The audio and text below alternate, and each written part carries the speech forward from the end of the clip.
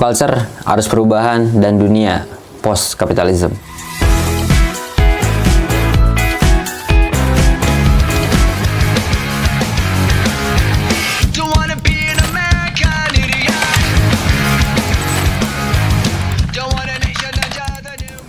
konten kali ini, gue cuma mau bacain salah satu tulisan gue beberapa waktu terakhir soal pop culture, terus gelombang arus perubahan, dan juga dunia post-kapitalism yang sering gue sampein ke lu semua.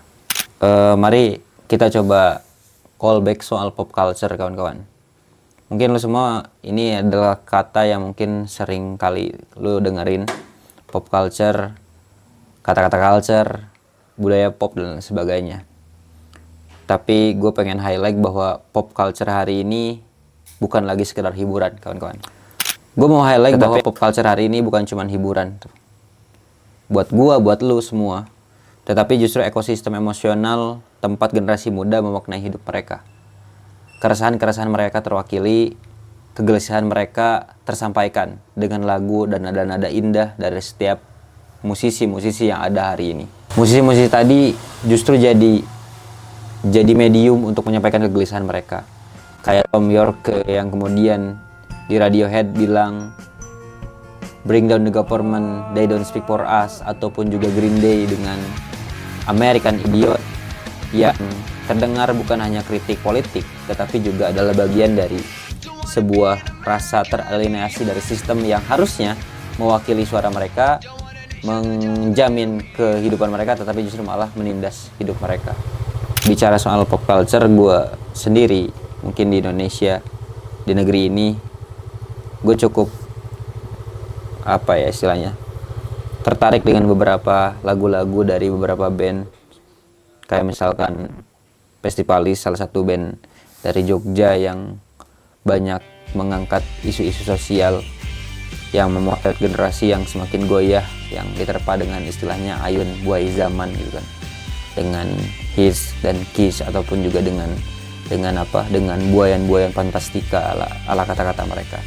Hitungan kepemilikan baptis sosialita yang sejatinya buayan fantastika, hits namun hits puncak hits, padahal gulita naik ke puncak gunung kasta, mati lelah karena terlalu berusaha, mati tertawa di pemakamannya.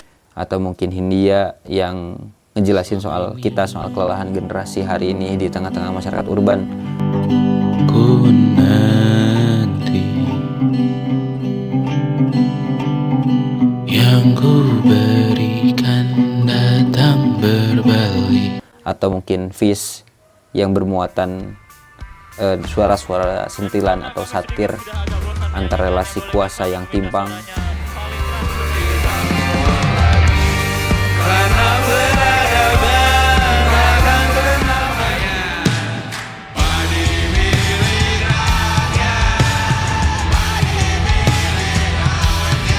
Juga efek rumah kaca yang nyampein ke kita semua soal bahasa sederhana yang mengkritik absurditas dari kapital yang sanggup mengkomodifikasi berbagai macam hal, termasuk cinta, luka, dan rasa. Atas nama pasar semuanya begitu bisa.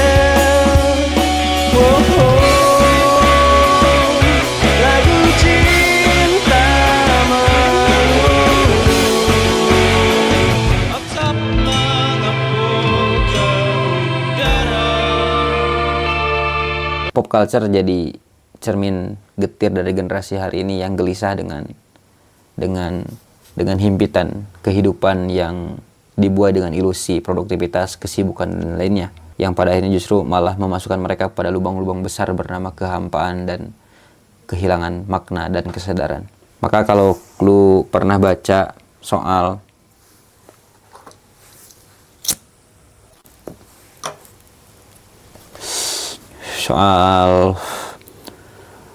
realis kapitalisme.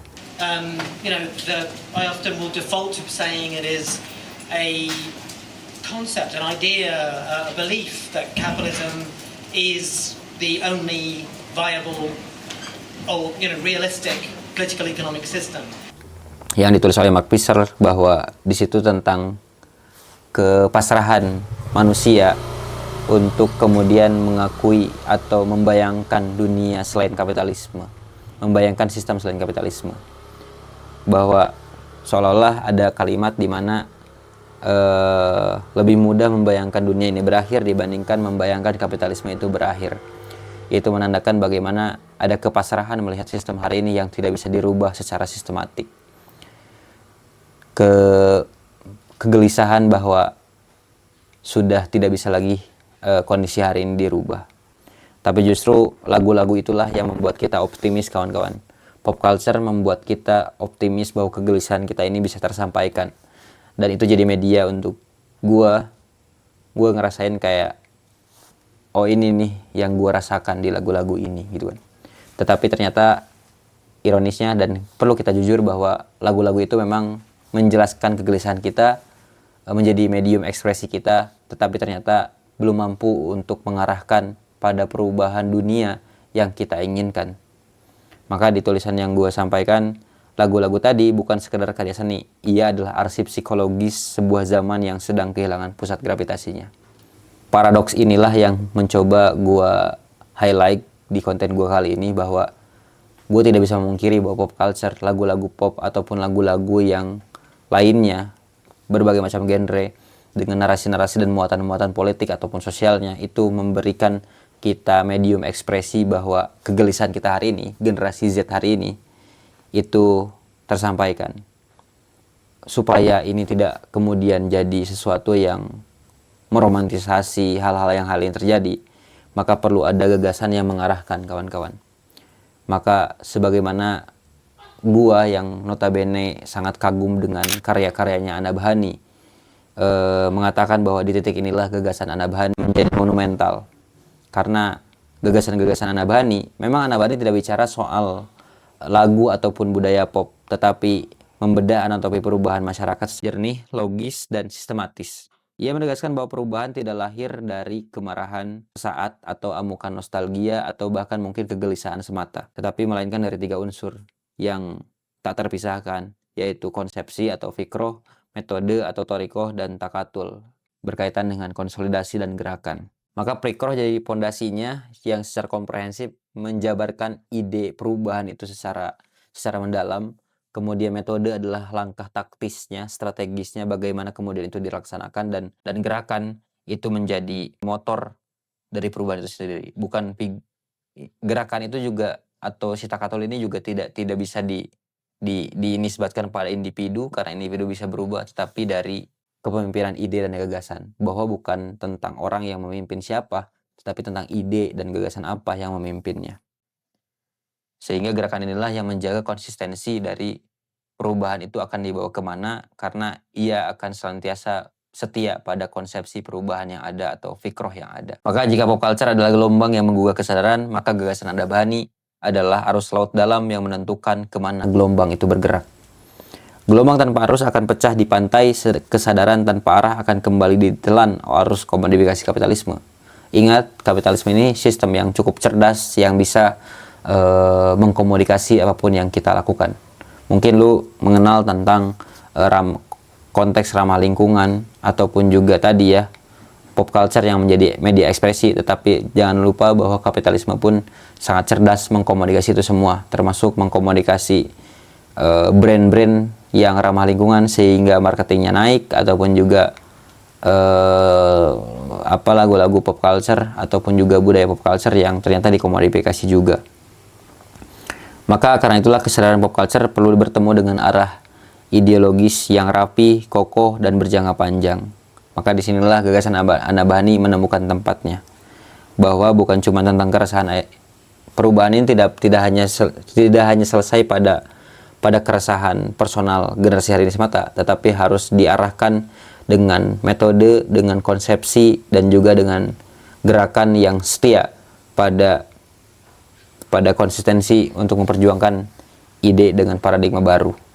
Inilah titik temu antara energi pop culture dengan gagasannya Ana Bahani soal struktur perubahan, di mana energi liar pop culture perlu dipertemukan dengan arah yang jelas dan berjangka panjang.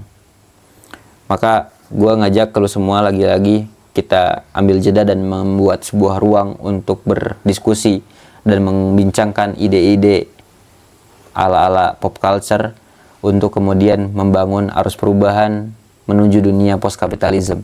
Apa itu dunia post-kapitalism? Adalah dunia yang sangat mungkin untuk kita gapai, sangat mungkin untuk kita rubah, dan sangat mungkin untuk kita perjuangkan terkait dengan dunia pasca tumbangnya kapitalisme hari ini. Maka ini adalah upaya kita untuk kemudian membedah kematian kapitalisme itu sendiri. Dan kematian kapitalisme dimulai dari kesadaran kita yang mulai jernih, yang kita mulai mengambil jeda dan berpikir sejenak untuk menjabarkan dari apa yang kita lakukan hari ini, untuk apa kemudian kita hidup, dan apakah kita muak dengan sistem hari ini. Jelas muak, tetapi dengan cara apa?